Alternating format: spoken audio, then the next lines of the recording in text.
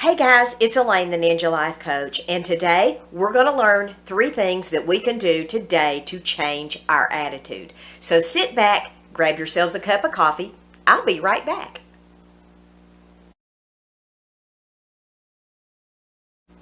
Hey everybody, I'm back.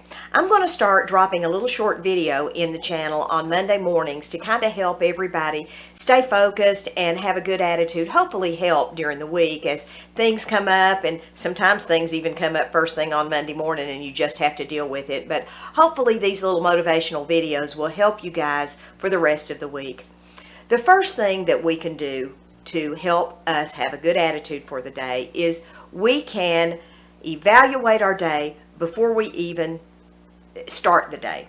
We can evaluate that, if you will, while we're still in bed. When we first wake up, if we'll set the alarm 5 or 10 minutes before we normally do, instead of, like I do sometimes, keep hitting that snooze button. If we'll set our alarms a little bit early, we can kind of evaluate our day. And we can say, okay, I've got to go do this, I've got to do that, this is coming up at work, that's coming up at work, all that stuff. If we kind of have a mental list, or even better, write it down on a journal, we can really get a jump start on our day.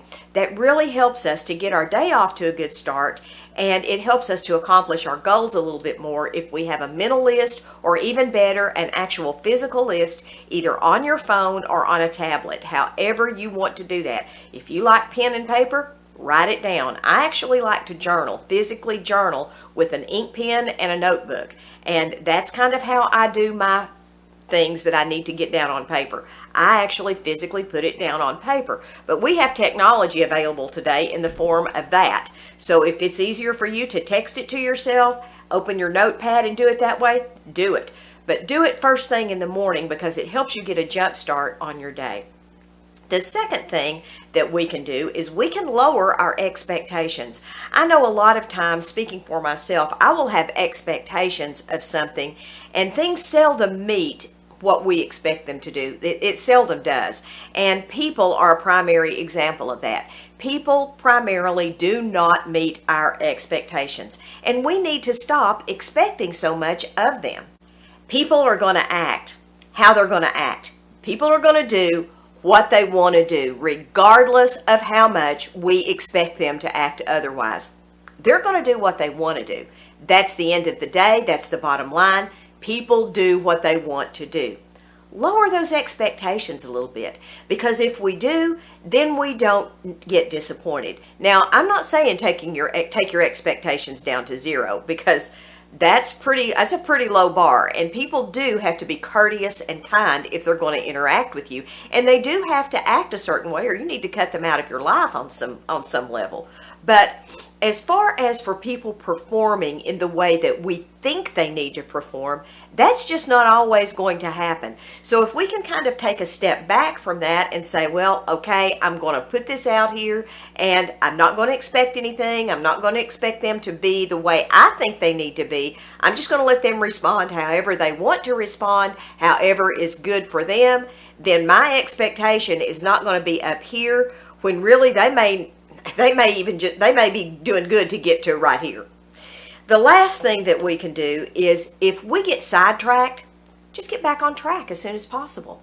I know it's really easy. I'm an insurance agent, and every time my phone rings, somebody on the other end of that line pretty much has something negative to say. It's either a claim, it's either their rates have gone up, there's something going on with their home, their auto, their life. It's just, things happen.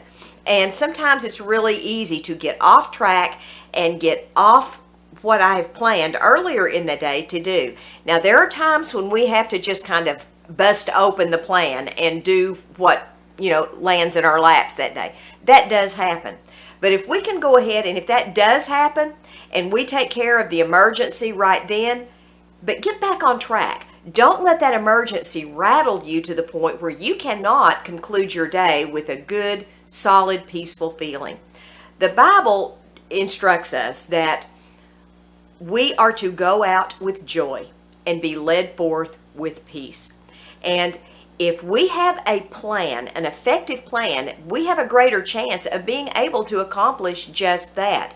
There's all kinds of things that are going to come during the day that are going to steal our joy, or they're going to try to.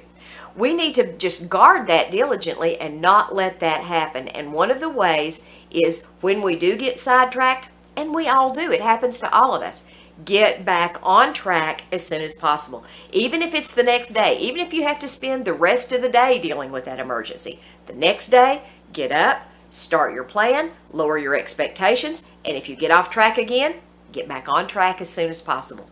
I hope you guys have a great day today. Visit my website, ninjalifecoaching.com. Check out my book on Amazon, Lord Am I Going Crazy? It's a 30-day devotional guide for women over 40.